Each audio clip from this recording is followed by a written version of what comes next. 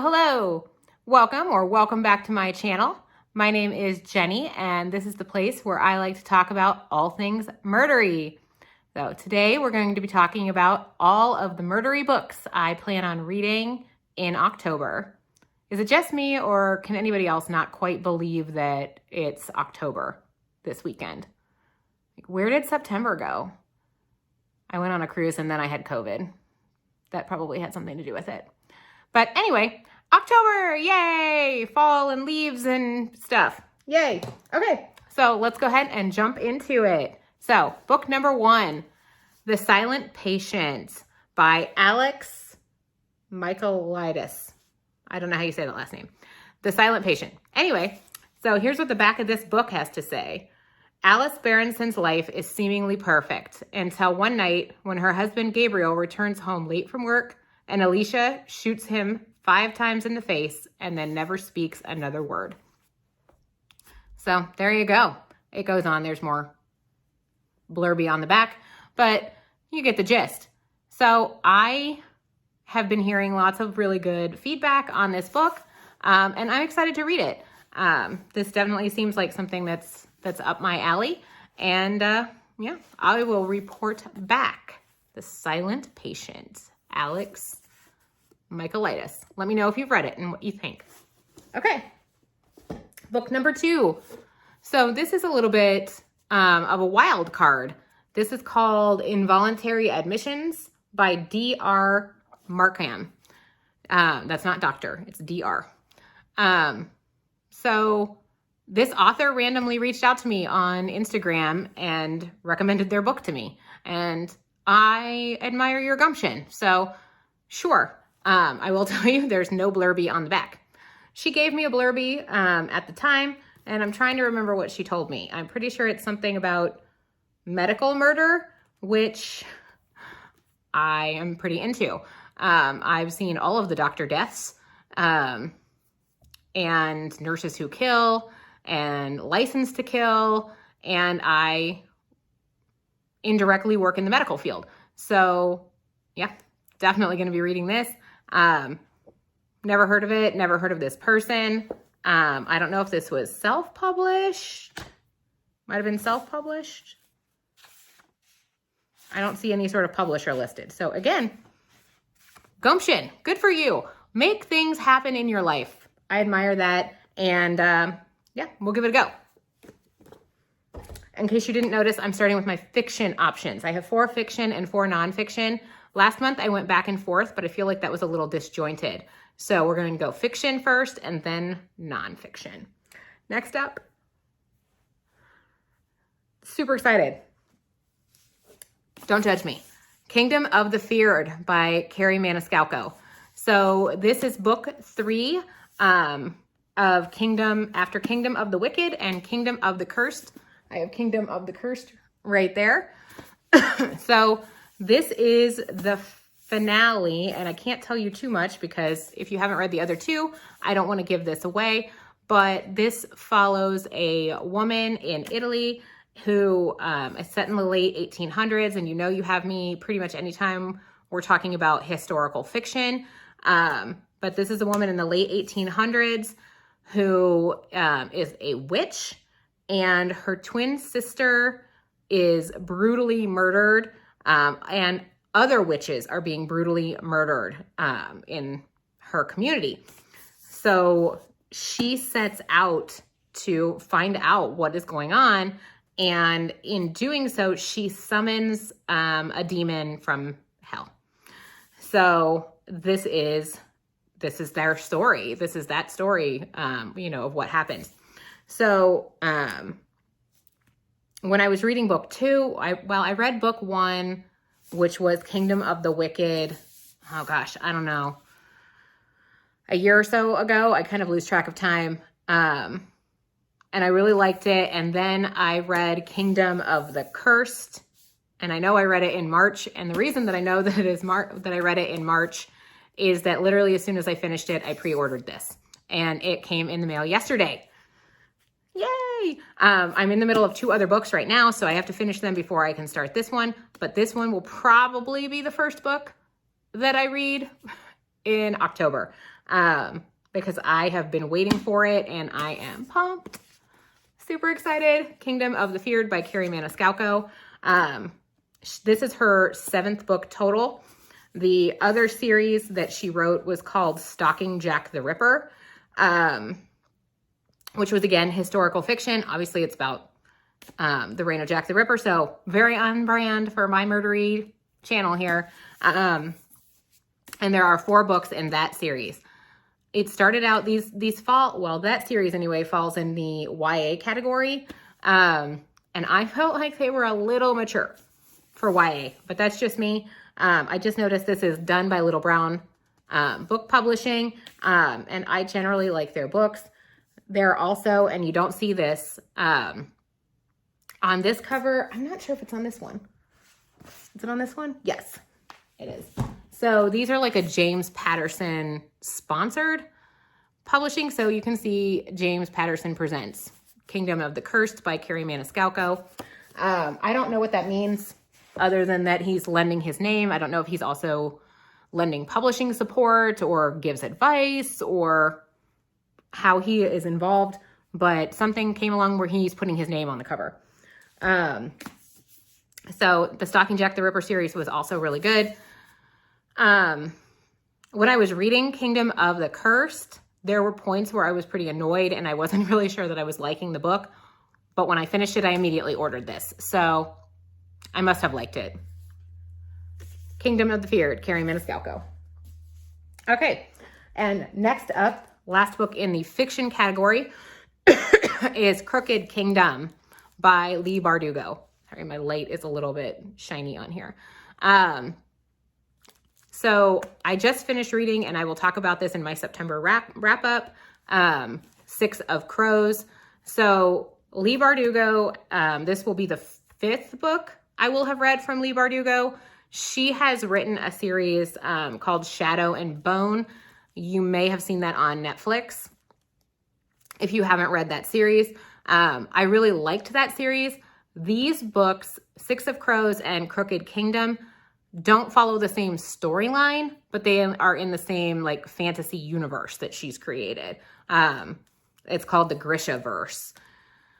So if you're not into fantasy, this isn't crazy fantasy. Like there's, like you can follow it. It's not like sometimes, look at the red sprayed edges. Isn't that cool too? I only recently discovered that sprayed edges were a thing. I think that's super cool. Sorry, squirrel. They're not, sometimes with fantasy, I know you can get to a place where you're like, what was the name of that person? Where are they now? And it can get really hard to follow. That is not really the case in these. I've heard some people comment that you need to read Shadow and Bone before you read 6 of Crows and Crooked Kingdom. I don't necessarily think that that's true. You might be a little bit lost at the beginning, but I feel like you can get up to speed pretty quickly. The gist is it's a fantastical world where certain people have magical abilities. So, for example, if you're a fabricator, you can manipulate metal and maybe you make weapons. If you're a squaller, then you can manipulate the wind. So maybe your job is to work on a ship and you make sure the winds are always favorable, things like that. You get it. You can follow it pretty easily. So I haven't read this yet, obviously, but 6 of Crows is definitely described as a heist type of book. It gave me kind of Ocean's 11 vibes, where it's this group of criminals, maybe not as funny, right? That's not funny like Ocean's 11 is, but that kind of concept where you've brought this group of people together. You're not always sure who's doing what, but the whole thing is these people trying to, they're trying to steal a person, really. I guess you would call that kidnapping, but they're trying to steal a person who's engaged in some dicey behavior. So this is the continuation of 6 of Crows. I really liked 6 of Crows. I would tell you I liked it better than the Shadow and Bone series. So itself, even though I liked that, but I liked this better. So I'm really excited to finish finish this series out. So at first, this was the book I was probably most excited to read in October until this came in the mail and I was like, ah. So I will be reading these in October for sure. This, you will note, again, library book. So I need to read that relatively quickly because I'm going to have to return it. Okay, so that's the wrap up on my planned fiction books for the month of October. Next up, let's start down our nonfiction path. I know I've mentioned on several of my other videos that I'm on a Peter Sutcliffe, aka the Yorkshire Ripper, kick. You'll see in my September wrap up, when I get that posted, next week probably, that I read a biography of Peter Sutcliffe. If you watch my murdery shows that I recommend a documentary on Peter Sutcliffe. So I'm into Peter Sutcliffe at the moment. So first book up is I'm the Yorkshire Ripper, Conversations with a Killer by Robin Perry and Alfie James. Very British name. So it's me, love. I'm the Yorkshire Ripper. So when Peter Sutcliffe spoke those words to his wife Sonia following her arrest in 1981, it marked the end of a killing spree which had terrorized northern England for 5 years. I would argue that he was killing for probably 10 years before that. But anyway, the nation had been appalled yet gripped by the Ripper and was now fascinated by the man behind the headlines. Despite millions of words being written about the case since his arrest more than 40 years ago, the full Peter Sutcliffe story has never been told until now. So I have done a lot of research on Peter Sutcliffe. I've watched a lot of documentaries. I've been reading books about him and have been even reading some of the police investigation that's available to the public. So I'm curious to see what this biography offers that's, his full story has never been told until now. Okay, what are you going to tell me that I don't already know? So we're going to find out. Finding out in October. Okay, next up, the next two books are also Peter Sutcliffe related, but they are told by his victims. So this one is called Somebody's Mother, Somebody's Daughter. True Stories from Victims and Survivors of the Yorkshire Ripper by Carol Ann Lee. So all too often we forget about the people who lost their lives. Carol Ann is passionate about putting victims at the heart of what she writes. I think that's one of the biggest challenges and downsides when we start talking about killers of any sort, but especially serial killers.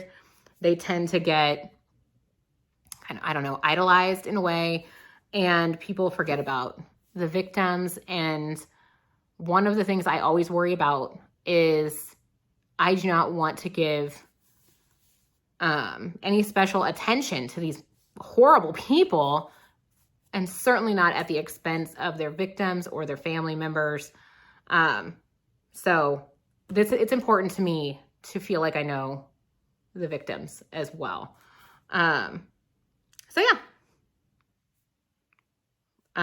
So Carol Ann Lee tells the stories of those women who came into Sutcliffe's murderous orbit, giving a voice to them and their families, including the 23 children that he left motherless. And again, I would argue that that number is probably low. So, okay, Peter Sutcliffe. Okay, and then this is actually told by one of the women that he attacked who survived. So this is Facing the Yorkshire Ripper, The Art of Survival by Molia. She was one of the last victims that Peter Sutcliffe attacked, but she survived. So I'm particularly interested to read her account, not only of the attack itself, but how she was treated by the press, how she was treated by the police. So one of the challenges of the murder investigation was there were very specific expectations around Peter Sutcliffe's killing, one of which is that he only targeted prostitutes. So any woman, and I honestly don't know about her, but any woman who wasn't a prostitute, her account was basically discounted. You weren't attacked by the Yorkshire Ripper because you weren't a prostitute. And then other women didn't want to come forward because the expectation was that, one, they wouldn't be believed, and two, the world was going to think they were a prostitute. So they didn't want to come forward. So I'm really interested to hear her account, not only of her ordeal itself, but how she was treated afterwards. So there you go. Facing the Yorkshire Ripper, The Art of Survival, Molia. All right, and last but not least, and you can laugh at me for this because this was on my September TBR. I did start reading it. What page am I on? I am officially on, well, I read the prologue. Okay. The Rise and Fall of Violent Crime in America by Barry Latzer. I really want to read this. Like, I'm not sure why I can't make progress on it. But I think it's on its 4th renewal from the library. Again, at some point, they're going to want this book back. I am going to read this book, okay? I'm going to read it. The Rise and Fall of Violent Crime in America. So I'm taking a history class, and I have to do a book review. Part of the reason that I'm taking this history class is, one, I'm genuinely interested in history. It is Modern American History is the class that I'm taking. It's at the local community college. It's not anything serious. You know, I'm not in a master's program or anything like that. It's just a one-off class that I'm taking. But I have to do a book review, and the professor seemed fairly open to the topic that we were interested in. So I'm going to ask him if I can book review this, if I ever get it read. My other thought was to book review this one, which is American Homicide by Randolph Roth. So he is a professor at Ohio State University. And I actually had a nice chat with him about his book.